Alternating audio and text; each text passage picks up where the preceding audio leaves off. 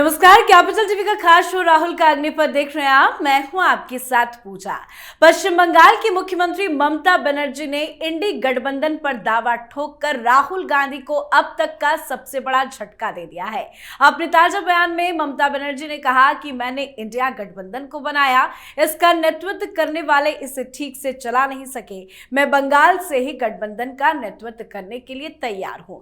तो इंडी गठबंधन में अब राहुल गांधी की लीडरशिप को लेकर कैसे उठ रहे हैं सवाल आपको बताएंगे। पर इसी के साथ राहुल गांधी कानूनी लड़ाई में भी फंसते चले जा रहे हैं। लंबे वक्त से राहुल गांधी की नागरिकता को लेकर उठ रहे सवाल का अब जवाब मिलने वाला है। बड़ी अपडेट यह है कि राहुल गांधी की नागरिकता रद्द की जाए या नहीं, इसको लेकर कोर्ट अपना फैसला जल्द सुनाना चाहता है। राहुल गांधी की भारतीय नागरिकता रद्द करने की मांग वाली याचिका पर दिल्ली हाईकोर्ट में सुनवाई भी हुई है। सुब्रमण्यम स्वामी ने यह याचिका दायर की। इस पर हाईकोर्ट ने केंद्र सरकार से जवाब मांगा है। कोर्ट ने पूछा है कि इस मामले में केंद्र का क्या कुछ मानना है। कोर्ट ने सुनवाई के दौरान इशारा किया कि मामले को जल्द से जल्द निपटाया जाए। तो कैसे कानूनी लड़ाई में राहुल गांधी फंस गए हैं, ये भी आपको बताएंगे। चर्चा के लिए मेरे साथ स्टूडियो में मौजूद हैं कैपिटल टीवी के एग्जीक्यूटिव एडिटर राजीव जी। सर, आपका बहुत बहुत स्वागत है। धन्यवाद। ममता बनर्जी ने तो इंडी गठबंधन पर अपना दावा ठोक दिया है लीडरशिप को लेकर, लेकिन उससे ज्यादा जरूरी अपडेट जो सामने आई है राहुल गांधी की नागरिकता को लेकर, वो पहले आपसे समझना चाहेंगे। क्या क्या चल रहा है कोर्ट में क्या क्या हुआ है? देखिए, जिस तरीके से दो हाई कोर्ट राहुल गांधी की नागरिकता की सुनवाई कर रही है और दोनों हाई कोर्ट में एक के बाद एक राहुल गांधी के खिलाफ जो सबूत दिए जा रहे हैं, उससे तो लगता है कि अब हाई कोर्ट के जज ये मानते हैं कि केंद्र सरकार अपना स्टैंड क्लियर करे। जैसे दिल्ली हाई कोर्ट ने कहा कि केंद्र सरकार अपना स्टैंड क्लियर करे, उसके बाद ही हम फैसला दे सकते हैं, क्योंकि सरकार की बड़ी भूमिका होती है और नागरिकता का सवाल है। सुब्रमण्यम स्वामी ने आर्टिकल 9 का उपयोग किया है और कहा है कि भाई यहां पर दोहरी नागरिकता नहीं हो सकती। और आपने अपने फॉर्म में जो एनुअल रिटर्न भरे थे, उसमें सीधे तौर पर आपने जिक्र किया था कि राहुल गांधी ब्रिटिश नागरिक है। जब आपने जिक्र किया है तो इसका मतलब है कि कहीं ना कहीं इसमें राहुल के पास ब्रिटिश पासपोर्ट भी है और जैसे ही आप ब्रिटेन की नागरिकता लेते हो, भारत की नागरिकता छीन जाएगी।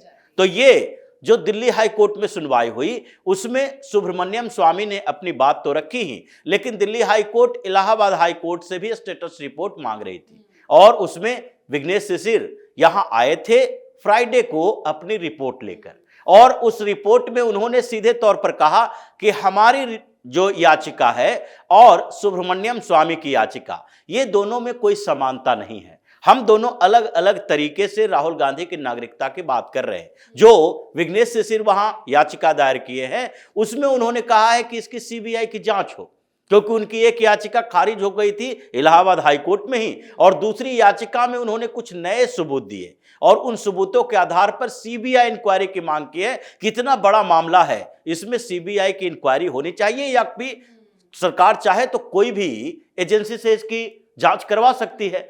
अब वो जो रिपोर्ट दिल्ली हाई कोर्ट में उन्होंने दिया, उसमें कहा कि हम अभी इलाहाबाद हाई कोर्ट में ये सुनवाई हुई है और इलाहाबाद हाई कोर्ट ने भी केंद्र सरकार से उनकी भूमिका स्पष्ट करने की बात कही है और नोटिस जारी किया है कि केंद्र सरकार अपनी बात यहां रखें कि अभी तक स्टेटस रिपोर्ट क्या है जो जांच की जा रही है उसमें। और इसलिए गृह मंत्रालय को भी कहा गया है, 19 दिसंबर को डेट दिया गया है अगली सुनवाई का इलाहाबाद हाई कोर्ट की तरफ से। ये सारी बातें उन्होंने दिल्ली हाई कोर्ट को बताई और दिल्ली हाई कोर्ट में फिर सुनवाई जब हुई तो सुब्रमण्यम स्वामी की याचिका पर दिल्ली हाई कोर्ट ने कहा कि अभी केंद्र सरकार पहले स्पष्ट तरीके से बताए कि क्या इनकी जांच हो रही है, या जांच हो रही है तो किस जगह पर जांच पहुंची है।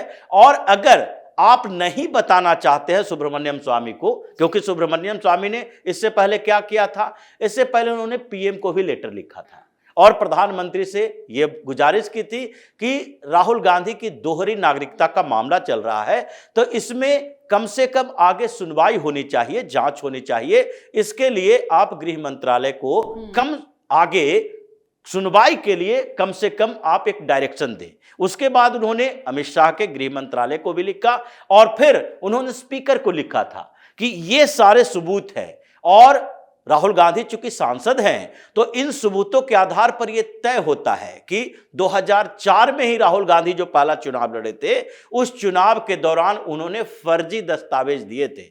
और इसलिए स्पीकर की भूमिका होनी चाहिए कि आप एथिक्स कमेटी से इसकी जांच करवाएं, मतलब एक कमेटी कम से कम बनाएं और एथिक्स कमेटी में राहुल गांधी को पेश होने के लिए कहें। वहां पर वो कम से कम ये बताएं कि क्या उन्होंने बाय डिफॉल्ट लिखा था या ओरिजिनली वो ब्रिटिश नागरिक थे, क्योंकि जो सबूत मिल रहे हैं, जो कंपनी के सबूत है, बैकअप प्राइवेट लिमिटेड और बैकअप सर्विसेज, ये दो कंपनी है, इकाई एक ही है, अलग अलग जगह पर इसके बारे में जानकारी मिली। जो हिंदुस्तान के अंदर बैकअप सर्विसेज के नाम से राहुल गांधी ने एक और कंपनी शुरू की थी, उसी का ब्रांच था ये, और यूके में बैकअप प्राइवेट लिमिटेड के नाम से। तो 2003 के बाद ये कंपनी 2009 तक चलती रही, लेकिन 2004 में राहुल गांधी चुनाव लड़ते हैं और उसका एफिडेविट भी अब निकाला जा चुका है। 2004 के चुनाव में इन्होंने एक कंपनी का जिक्र किया था, यूके का, यानी ब्रिटेन की उस कंपनी का जिक्र किया था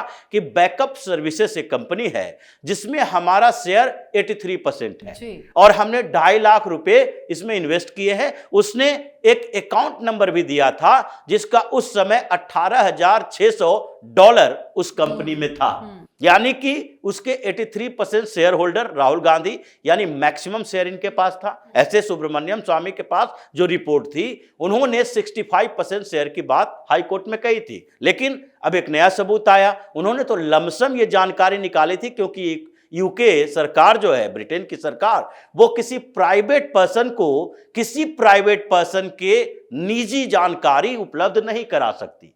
ये सीक्रेट एक्ट है वहां, जिसके आधार पर आप किसी निजी व्यक्ति के और उनके कंपनियों के बारे में जानकारी नहीं ले सकते। लेकिन उसके बारे में एनुअल रिपोर्ट जब सामने आई थी तो कुछ जानकारी मिली थी, उसी के आधार पर इन्होंने देखा कि 65% शेयर राहुल गांधी का था, लेकिन राहुल गांधी ने अपने एफिडेविट में 83% शेयर की बात की। अब 83% शेयर है, मतलब वो कंपनी आपकी ही है, केवल 17% शेयर दूसरे लोगों की है। तो आपकी कंपनी है और आपने एनुअल रिटर्न दायर किया, तो एनुअल रिटर्न जब दायर किया इन्होंने, उसमें ब्रिटिश नागरिक अपने आप को लिखा। अब इस पर कांग्रेस के कुछ नेता कहते हैं कि देखिए, राहुल गांधी तो बाय बर्थ ही भारत के नागरिक है, और अगर भारत के नागरिक हैं तो वो यूके के नागरिक नहीं हो सकते। वो एनुअल रिटर्न में जो उन्होंने लिखा है वो बाय मिस्टेक लिखा गया होगा। अब राहुल गांधी बाय मिस्टेक लिख चुके हैं, यूके यानी ब्रिटेन बिना वेरिफिकेशन के उसको पारित कर चुका है, जारी कर चुका है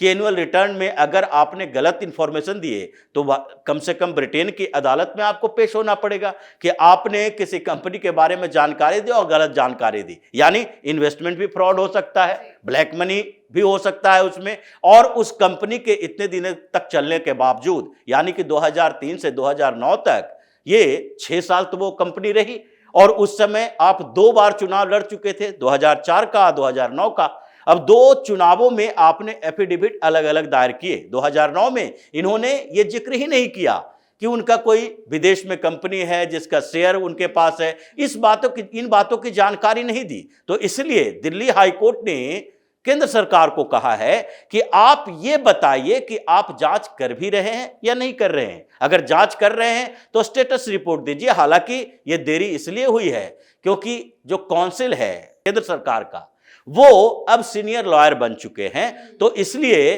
कुछ समय के लिए एक प्रॉक्सी काउंसिल की बात चल रही है, और आगे काउंसिल नियुक्त होगा जब सरकार की तरफ से, तो उसके बाद वो सारी रिपोर्ट दी जाएगी। मतलब ये 13 जनवरी को इसकी तारीख है, 19 दिसंबर को इलाहाबाद हाई कोर्ट की तारीख है। तो दिसंबर जनवरी में जिस तरीके से इस मामले में हाई कोर्ट पूरी तरह अब रिजिड है कि नहीं, इंफॉर्मेशन दीजिए और आगे हम सुनवाई करेंगे, अगर नहीं देते हैं तो हम सीबीआई इंक्वायरी की बात करेंगे। उसके बाद तो सीबीआई की इंक्वायरी करवानी पड़ेगी, और जब सरकार के स्तर पर ब्रिटेन गवर्नमेंट को ये भेजा जाएगा कि हमारे एक सांसद हैं और अभी नेता प्रतिपक्ष हैं, बड़ी भूमिका में हैं, अब उनके बारे में ये जानकारी हमें मिल रही है एनुअल रिपोर्ट में, तो इसके आधार पर आप ये बताइए कि कभी राहुल गांधी ने पासपोर्ट के लिए, कभी राहुल गांधी ने सिटीजनशिप के लिए ब्रिटेन में कोई याचिका दायर की थी, कोई एप्लीकेशन दिया था और वो ग्रांट हुआ था। वहां के नागरिक रहे हैं, किसी भी समय में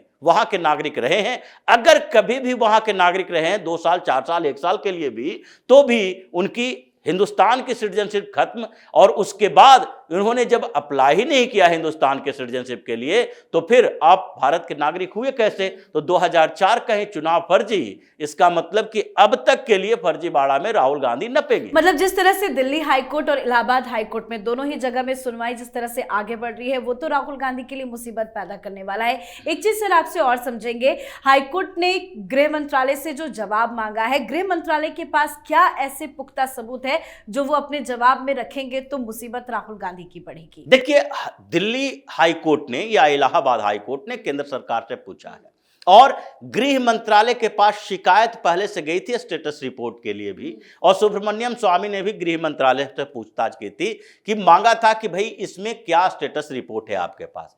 अब गृह मंत्रालय इसकी जांच करवा रही है, तो इसका मतलब है कि हो सकता है ब्रिटिश सरकार से गृह मंत्रालय ने लेटर लिखा होगा या फिर मांग की होगी। और ब्रिटिश गवर्नमेंट ऐसे है कि मामले को उलझाए रखती है। ये जितने भी इकोनॉमिक ऑफेंडर हिंदुस्तान के हैं, चाहे मोदी हो या फिर उसके बाद विजय माल्या हो या नीरव मोदी से विजय माल्या तक, जितने इकोनॉमिक ऑफेंडर हैं वो सब जाके लंदन में बसते हैं, इसलिए कि वहां की व्यवस्था प्रत्यार्पण के लिए बड़ा लुंज-पुंज है। तो ये जो ऑफिशियल सीक्रेट एक्ट है ब्रिटेन का, उसमें हो सकता है कि अभी गृह मंत्रालय को पुख्ता जानकारी नहीं मिली है, इसलिए ये यहां तक का मामला चल रहा है कि हाईकोर्ट में वो पेश नहीं हो रहे। लेकिन इतनी जानकारी तो है कि एक आरटीआई का जिक्र उसमें किया गया है, जो गृह मंत्रालय की रिपोर्ट है उसमें भी आरटीआई का जिक्र किया है कि एक व्यक्ति ने आरटीआई किया था जिसमें ब्रिटिश सरकार ने यह माना था कि राहुल गांधी के बारे में जो जानकारी उपलब्ध है ब्रिटिश नागरिक होने का, वो सही है, लेकिन आगे की जानकारी हम आपको नहीं दे सकते। तो अभी रिपोर्ट आनी बाकी है, उसके बाद ये तय होगा कि जांच की जरूरत है या सीधे फाइनल तौर पर इलाहाबाद या दिल्ली हाईकोर्ट उस पर फैसला दे। मतलब 19 दिसंबर और 13 जनवरी दोनों ही ये तारीखें राहुल गांधी के लिए मुश्किलें पैदा करेगा। सर एक चीज और समझना चाहेंगे, नागरिकता को लेकर तो तलवार लटक गई है, इंडी गठबंधन में कैसे फंस गए हैं राहुल गांधी? देखिए, अब तो सवाल पर सवाल उठ रहे हैं इंडी गठबंधन के को लीड करने को लेकर, क्योंकि राहुल गांधी लीड कर रहे हैं अनऑफिशियली। वो कभी भी ऑफिशियली कोई अनाउंसमेंट नहीं हुआ कि इंडी गठबंधन के कोई नेता है। जैसे कि पहले यूपीए हुआ करता था, तो यूपीए चेयरपर्सन सोनिया गांधी हुआ करती थी। अभी इंडी अलायंस का कोऑर्डिनेटर या फिर नेता कौन है, चेयरपर्सन कौन है, इसकी घोषणा तो हुई नहीं। तो इसलिए अब इंडी अलायंस में इस बात के लिए चर्चा चल रही है कि क्या राहुल गांधी अनऑफिशियल तरीके से इंडी अलायंस को हाईजैक करके रखे हैं, वो अनऑफिशियल तरीका चलेगा? या तो आप चुनाव करवा लो या आपस में ही सहमति जताओ और मीटिंग कर लो। और उसमें एक दावेदार ममता बनर्जी भी है, इधर केजरीवाल भी हैं, लेकिन ये लोग जो हैं वो सामने नहीं आ रहे हैं। ममता बनर्जी सामने आ गई कि हम इंडिया अलायंस को लीड करेंगे। अब उनके समर्थन में कौन कौन होगा, या उद्धव ठाकरे हो, शरद पवार हो, अरविंद केजरीवाल हो, लालू प्रसाद यादव हो, सबके साथ जितने संबंध राहुल गांधी के हैं उतने ममता बनर्जी के भी हैं, और वो मुख्यमंत्री हैं। और ऐसे में हेमंत सोरेन हो, ये सारे जो छोटी पार्टियां हैं उसमें से कोई लीडर अगर सामने आए, ममता बनर्जी भी किसी को सपोर्ट कर सकती है। लेकिन ये तो तय है कि अब इंडी अलायंस अगर होगा तो फिर उसका एक कोऑर्डिनेटर होगा, जैसे यूपीए का चेयरपर्सन हुआ करते थे या फिर एनडीए की तरफ से समन्वयक कोऑर्डिनेटर हुआ करते थे। तो ऐसे में एक नेता तय करना होगा, ये ममता बनर्जी ने साफ कर दिया है। और आगे जब नेता तय करने की बारी आएगी तो राहुल गांधी पर सहमति बनना तो असंभव है। लेकिन ममता बनर्जी को भी समर्थन मिलने ही लगे हैं। उनका बयान आया ताजा तुरंत समाजवादी पार्टी के नेता का बयान आया कि वो बिल्कुल ठीक कह रही हैं। उद्धव गुट की तरफ से भी बयान आ गया। तो क्या ये मिलकर एक अलग से कोई गठबंधन बनाएंगे? देखिए, लग तो रहा है, क्योंकि जैसे राहुल गांधी का तरीका है और महाराष्ट्र में जो चल रहा है, जैसे समाजवादी पार्टी सीधे तौर पर कह दी कि भाई हम उद्धव ठाकरे के साथ ऐसे में नहीं रह सकते, क्योंकि नार्वेकर का एक पोस्ट आया और जिसमें उन्होंने मिलिंद नार्वेकर ने बाबरी मस्जिद विध्वंस की बात कर दी, और बाला साहब ठाकरे का स्टेटमेंट कि हमें इस पर गर्व है। उद्धव ठाकरे, आदित्य ठाकरे को भी साथ में शामिल कर लिया, उनके फोटो दे दिए। अब वो आज भी कह रहे हैं कि नहीं हम अगाड़ी में नहीं रहेंगे, उद्धव ठाकरे रहेगा। तो यानी कि समाजवादी पार्टी चाहे संभल के मुद्दे पर हो, संसद में हो, या फिर सीट अरेंजमेंट को लेकर हो, या फिर अघाड़ी में उनकी अपनी स्थिति, या हर जगह पर जिस तरीके से अखिलेश यादव को सीटें नहीं दी जाती दूसरे स्टेट में, कांग्रेस से नाराजगी तो है और इसके कारण वो किसी दूसरे को नेता बनाना चाहते हैं और उसमें ममता बनर्जी के साथ बेहतर संबंध है। और ये सारे लोग, ऐसा नहीं है कि सिर्फ अखिलेश यादव या फिर लालू प्रसाद यादव को भी लगेगा कि पश्चिम बंगाल से बेहतर संबंध है, ममता बनर्जी हमारे लिए फायदेमंद हो सकती है। बॉर्डर इलाकों में अगर मुसलमान वोट जो है वो सीमांचल के क्षेत्रों में हमारे साथ आए, इसके लिए ममता बनर्जी वहां प्रचार करेगी तो ज्यादा फायदा होगा। तो ये सब मिलजुल कर राहुल गांधी को दरकिनार करने की पूरी तैयारी कर चुके हैं। जी, बहुत बहुत धन्यवाद सर समझाने धन्यवाद। के लिए। तो ममता बनर्जी ने साफ कह दिया है कि राहुल गांधी अब इंडी गठबंधन को लेकर आगे चले, वो इसके लायक नहीं है। तो वहीं दिल्ली हाई कोर्ट ने सुब्रमण्यम स्वामी की याचिका पर केंद्र सरकार से अपना रुख स्पष्ट करने को कहा, जिसमें गृह मंत्रालय को राहुल गांधी की भारतीय नागरिकता पर निर्णय लेने का निर्देश दिए जाने का अनुरोध किया गया है। अब गृह मंत्रालय के पास पुख्ता सबूत भी है, जांच चल रही है। सबूत गृह मंत्रालय कोर्ट के सामने पेश करेगा और उन सबूतों के आधार पर ही हाईकोर्ट अपना फैसला सुनाएगा। तो एक बड़ी संकट में राहुल गांधी फंसते दिख रहे हैं। नागरिकता पर तलवार पूरी तरह से लटक गई है। इस पर आप अपनी राय कमेंट कर लिखें। देखते रहिए कैपिटल टीवी। नमस्कार।